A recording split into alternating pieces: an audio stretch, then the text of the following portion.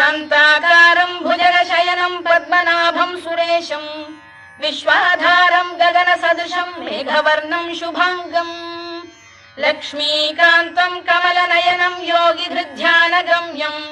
वन्दे विष्णुं भवभयहरं सर्वलोकैकनाथं मेघश्यामं पीतकौशेयवासं श्रीवत्साङ्कं कौस्तुभोद्भासिताङ्गम् पुण्योपेतं पुण्डरीकायताक्षं विष्णुं वन्दे सर्वलोकैकनाथम् नमः समस्तभूतानामादिभूताय भूभृते अनेकरूपरूपाय विष्णवे प्रभविष्णवे सशङ्खचक्रं सकिरीटकुण्डलं सपीतवस्त्रं सरसीरुहेक्षणं सहारवक्षस्थलशोभिकौस्तुभं नमामि विष्णुं शिरसा चतुर्भुजम् छायायां पारिजातस्य हेमसिंहासनोपरि आसीनम्